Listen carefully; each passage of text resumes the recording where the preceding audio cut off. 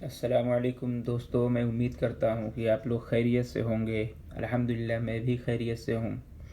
تو آج میں آپ کو بتانے والا ہوں کہ رسول اللہ صلی اللہ علیہ وسلم کفار کے ساتھ صلح کس طریقے سے کرتے تھے، صلح کا کیا طریقہ رہا، اور اسی طرح سے آپ صلی اللہ علیہ وسلم نے اہل کتاب اور منافقوں کے ساتھ کس طریقے سے پیش آتے تھے اور کیا طریقہ تھا، یہ سب میں آپ کو بتاؤں گا۔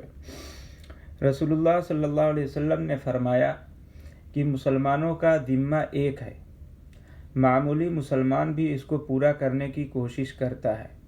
جو کسی مسلمان کے ساتھ غداری کرے گا تو اس پر اللہ کی اور فرشتوں کی اور تمام لوگوں کی لعنت ہوگی۔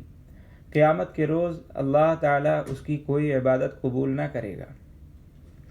اور اسی طرح سے آپ نے فرمایا کہ جس شخص کا کسی قوم سے معاہدہ ہو اور اس کی مدت گزرنے تک اسے نہ توڑے، البتہ آگاہی کے بعد اسے ختم کر سکتا ہے۔ آپ نے یہ بھی فرمایا کہ جس شخص نے کسی آدمی کو امان دینے کے بعد قتل کر دیا، میں اس سے بری ہوں۔ آپ سے یہ بھی منقول ہے کہ جب کوئی قوم بدعہدی کرتی تو اس پر دشمن کو مسلط کر دیا جاتا۔ نبی کریم صلی اللہ علیہ وسلم جب مدینہ تشریف لائے تو کفار کے 3 گروہ تھے۔ ایک گروہ نے آپ سے صلح کر لی اور وعدہ کیا کہ نہ آپ سے جنگ کریں گے اور نہ آپ پر حملہ کریں گے اور نہ آپ کے خلاف دشمنوں کی مدد کریں گے۔ دوسرا گروہ نے آپ سے جنگ کی اور مخالفت پر اتر آیا، اور تیسرے گروہ نے نہ جنگ کی اور نہ صلح کی، بلکہ خاموشی کے ساتھ مستقبل کے نتائج پر نظر رکھے رہا۔ ان جماعتوں میں سے بعض در پردہ آپ صلی اللہ علیہ وسلم کا غلبہ چاہتے اور آپ سے تعاون کو پسند کرتے، اور بعض آپ کے دشمنوں کے غلبہ و استعلاء کے منتظر تھے، اور بعض ایسے بھی تھے جو ظاہری طور پر آپ کے ساتھ تھے اور در پردہ دشمنوں سے ساز باز رکھتے تھے۔ آپ نے ہر گروہ کے ساتھ امر الہی کے مطابق برتاؤ کیا۔ چنانچہ مدینہ کے یہودیوں کے ساتھ آپ نے صلح کر لی، لیکن غزوہ بدر کے بعد بنو قینقاع نے آپ سے جنگ کی، کیونکہ بدر میں مسلمانوں کی کامیابی ان کو اچھی نہ لگی، اور حسد و بغض و عناد کی آگ بھڑک اٹھی اور مسلمانوں کے خلاف سازشیں کرنے لگے۔ اس کے بعد بنو نذیر نے بھی عہد شکنی کی۔ آپ نے ان کا محاصرہ فرمایا، ان کے کھجور کے باغات کو کاٹ کر آگ لگا دی۔ آپ نے ان کو مدینہ سے اس شرط پر نکلنے کی اجازت دی کہ ہتھیاروں کے علاوہ دیگر سامان اس قدر لے جا سکتے ہیں جو اونٹ اٹھا لے۔ اللہ تعالیٰ نے اس کا واقعہ سورہ حشر میں بیان کیا ہے۔ اس کے بعد بنو قریظہ نے عہد شکنی کی، اور یہ رسول اللہ صلی اللہ علیہ وسلم کے بدترین دشمن تھے اور کفر میں غیر معمولی سخت تھے، اس لیے دوسرے یہودیوں کے مقابلہ میں ان کے ساتھ زیادہ سخت معاملہ کیا گیا۔ یہ واقعات یہود مدینہ کے ساتھ پیش آیا۔ آپ ہر بڑے غزوہ کے بعد یہودیوں کی کسی نہ کسی جماعت کے ساتھ جنگ کے لیے مجبور ہوئے۔ چنانچہ غزوہ بدر کے بعد بنو قینقاع کے ساتھ، اور غزوہ احد کے بعد بنو نذیر کے ساتھ، اور غزوہ خندق کے بعد بنو قریظہ سے جنگ کرنی پڑی۔ اور اسی طرح جب شام میں عیسائیوں نے مسلمانوں کا مال جلا دیا تھا اور ان میں سے کسی کو علم نہ تھا، جنہوں نے حاکموں کو اطلاع دینے کے بجائے ظالموں کا ساتھ دیا، تو ایسی صورت میں ہم نے یہی فتویٰ دیا تھا کہ خیانت کرنے والوں کو سزائے قتل ہے۔ امام کو ان کے بارے میں کسی طرح کا اختیار نہیں، بس قتل کو بطور حد نافذ کیا جائے۔ جو لوگ معاہدہ کے تحت ہوں اور قانون ملت کے پابند ہوں، اسلام ان پر بطور حد واجب ہونے والے قتل کو معاف نہیں کرتا، بخلاف جنگجو کافر کے کہ جب وہ اسلام قبول کر لے تو اس کا حکم دوسرا ہوتا ہے، اور وہ ذمی جو کہ صاحب معاہدہ ہو پھر عہد شکنی کرے تو اس کا دوسرا حکم ہے۔ نیز آپ صلی اللہ علیہ وسلم کی خدمت میں دشمنوں کی جانب سے قاصد حاضر ہوتے، آپ انہیں نہ تکلیف دیتے اور نہ قتل کرتے۔ اور جب آپ کے پاس مسلمہ کذاب کے 2 قاصد عبداللہ ابن رواحہ اور ابن اسال حاضر ہوئے تو آپ نے دریافت فرمایا کہ تمہارا عقیدہ کیا ہے؟ وہ کہنے لگے جیسا مسلمہ نے کہا ویسا ہی۔ اس پر رسول اللہ صلی اللہ علیہ وسلم نے فرمایا، اگر قاصدوں کو قتل کرنا جائز ہوتا تو میں تم دونوں کی گردن مار دیتا۔ چنانچہ آپ کی سنت طیبہ جاری ہو گئی کہ قاصد کو قتل نہ کیا جائے۔ نیز آپ کی عادت طیبہ یہ بھی تھی کہ جب قاصد دین اسلام قبول کر لیتا تو آپ اسے اپنے پاس نہ روکتے تھے بلکہ واپس کر دیتے، جیسا کہ ابو رافع رضی اللہ تعالیٰ عنہ نے بتایا کہ قریش نے مجھے رسول اللہ صلی اللہ علیہ وسلم کی طرف قاصد بنا کر بھیجا، اور جب میں آپ کی خدمت میں حاضر ہوا تو میرے دل میں اسلام کی محبت آ گئی۔ میں نے عرض کیا، یا رسول اللہ، میں لوٹ کر ان کے پاس نہ جاؤں گا۔ آپ نے فرمایا، میں عہد شکنی نہیں کروں گا اور قاصدوں کو نہیں روکوں گا، تم واپس لوٹ جاؤ، وہاں جا کر بھی اسلام کی محبت و رغبت محسوس کرو تو دوبارہ واپس آ جاؤ۔ اور اسی طرح سے آپ صلی اللہ علیہ وسلم کی سنت طیبہ یہ بھی تھی کہ اگر آپ کے دشمن آپ کے کسی صحابہ سے معاہدہ صلح کر لیتے تو آپ اس معاہدہ کو، جس سے مسلمانوں کے نقصان کا اندیشہ نہ ہو، تو برقرار رکھتے، جیسا کہ حضرت حذیفہ اور ان کے والد نے کفار کے ساتھ معاہدہ کر لیا کہ وہ نبی کریم صلی اللہ علیہ وسلم کے ساتھ ان کے خلاف جنگ نہ کریں گے، تو آپ نے اسے جاری رہنے دیا اور فرمایا کہ تم دونوں واپس جاؤ، جو عہد کیا ہے اسے پورا کرو، اور ہم کافروں کے مقابلہ میں صرف اللہ تعالیٰ سے مدد چاہتے ہیں۔ اور اسی طرح سے قریش نے آپ سے 10 سال کے لیے معاہدہ یعنی جنگ بندی کر لیا تھا، اور یہ بھی شرط رکھ دی کہ جو بھی مسلمان ہو کر مدینہ جائے اسے واپس کرنا ہوگا، اور جو مدینہ سے مکہ چلا آئے اسے وہ واپس نہ کریں گے۔ مردوں اور عورتوں کے متعلق یہ الفاظ عام تھے، چنانچہ اللہ تعالیٰ نے عورتوں کے متعلق یہ شق منسوخ کر دیا اور صرف مردوں کے حق میں رہنے دیا۔ اللہ تعالیٰ نے آپ کو اور مومنین کو حکم دیا کہ اگر ان کے پاس کوئی عورت آ جائے تو ان کا امتحان لو، اگر مومنہ سمجھو تو اسے کفار کے طرف واپس نہ کرو، صرف اس کا مہر واپس کر دو۔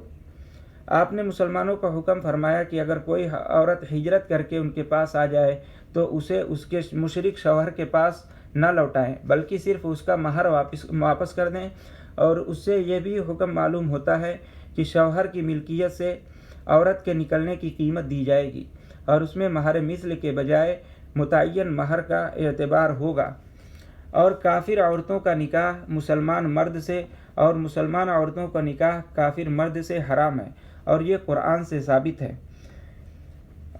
اور مسلمان بادشاہ اور ذمیوں کے مابین معاہدہ ہو تو دوسرے بادشاہ کے لیے جس کے ساتھ ذمیوں کا معاہدہ نہ ہو جائز ہوگا کہ ان پر حملہ کریں۔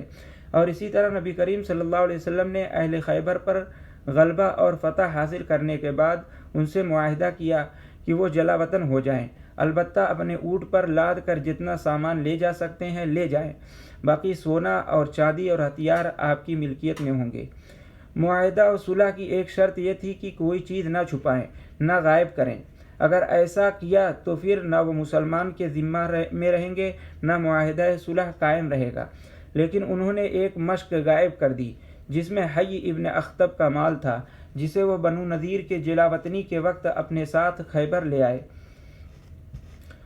چنانچہ نبی کریم صلی اللہ علیہ وسلم نے حی ابن اخطب کے چچا سے فرمایا، حی جو مشق بنو نذیر سے لایا تھا اس کا کیا ہوا؟ وہ کہنے لگا کہ وہ اخراجات اور جنگوں میں ختم ہو گئی۔ آپ صلی اللہ علیہ وسلم نے فرمایا، معاہدہ کو ابھی دن ہی کتنے ہوئے ہیں، اتنا زیادہ کیسے خرچ ہو گیا؟ حالانکہ حی بنو قریظہ کے ساتھ قتل ہو گیا تھا۔ آخر رسول اللہ صلی اللہ علیہ وسلم نے اسے حضرت زبیر کے حوالے کیا تاکہ اسے محبوس کریں۔ انہوں نے اس پر سختی کی تو اس نے ایک ویرانے کی نشاندہی کی، چنانچہ وہاں گئے، تلاش کیا تو مشق مل گئی۔ اس کے بعد اس عہد شکنی کے بعد نبی کریم صلی اللہ علیہ وسلم نے ابو حقیق کے دونوں بیٹوں کو قتل کرا دیا۔ ان میں ایک حی ابن اخطب کی لڑکی صفیہ کا شوہر تھا۔ ان کی عورتوں اور بچوں کو غلام بنا لیا اور ان کے اموال کو تقسیم کر دیا اور خیبر سے انہیں نکالنے کا فیصلہ فرما لیا۔ اس موقع پر یہودیوں نے کہا کہ آپ ہمیں رہنے دیجئے، ہم اس علاقہ سے خوب واقف ہیں، زمین کی کاشت کریں گے۔ چنانچہ نبی کریم صلی اللہ علیہ وسلم یا آپ کے صحابہ کے پاس اس قدر آدمی نہ تھے جو یہ ذمہ داری اٹھا سکیں، چنانچہ آپ نے اس شرط پر ان کو یہ زمین سپرد کر دی، جو اس زمین میں پیداوار ہوگی اس کا نصف مسلمانوں کو اور نصف انہیں ملے گا، اور جب تک آپ چاہیں گے یہ لوگ یہاں آباد رہیں گے۔ بنو قریظہ کی طرح ان کا قتل عام نہ کیا، کیونکہ بنو قریظہ کے تمام لوگ عہد شکنی میں شریک تھے، لیکن ان لوگوں کا معاملہ مختلف تھا۔ جن لوگوں نے مشق کو چھپا کر بدعہدی کی تھی وہ شرط کی خلاف ورزی کی بنا پر قتل کیے گئے تھے، لیکن خیبر کی بقیہ یہودی چونکہ اس سے واقف نہ تھے اس لیے انہیں سزا نہ دی گئی۔ یہ ایسے ذمہ اور معاہد کی مثال ہے جو بدعہدی کا مرتکب ہو اور اس میں دوسرے کا ساتھ نہ دے۔ نیز اس واقعہ سے یہ بھی وضاحت ہوتی ہے کہ مالک زمین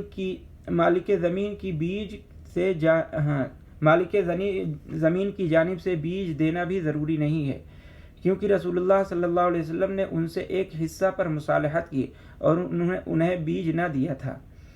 اور یہ چیز اتنی قطعیت سے ثابت ہے کہ بعض اہل علم کہتے ہیں کہ اگر زمین پر کام کرنے والے کی طرف سے بیج مہیا کرنے کی شرط لگا دی جائے تو زیادہ مناسب ہوگا، اور اس سے یہ بھی ثابت ہوتا ہے کہ مصالحت وقت مقررہ کیے بغیر بھی کی جا سکتی ہے، بلکہ امام کی ثوابدید پر ہوگا اور اس پر کہ کوئی چیز معاہدہ کو منسوخ کرنے والی سامنے نہ آ جائے، لیکن ایسی صورت میں امام آگاہی کے بغیر دشمنوں سے جنگ نہیں کر سکتا، انہیں آگاہی دینی ضروری ہوگی تاکہ معاہدہ کے خاتمہ کا سب کو علم ہو جائے۔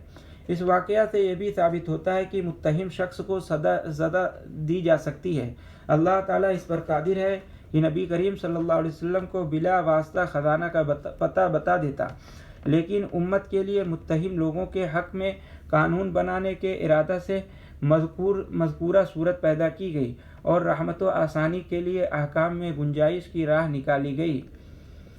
آخر کار جب رسول اللہ صلی اللہ علیہ وسلم نے یہود کو خیبر میں قیام کی اجازت دے دی تو آپ ہر سال ایک اندازہ کرنے والا وہاں بھیجتے جو پیداوار کا اندازہ کرتا اور معائنہ کے بعد مسلمانوں کا حصہ الگ کر دیتا، باقی پر تصرف میں آزاد ہوتے اور ایک ہی اندازہ کرنے والا کافی ہوتا تھا۔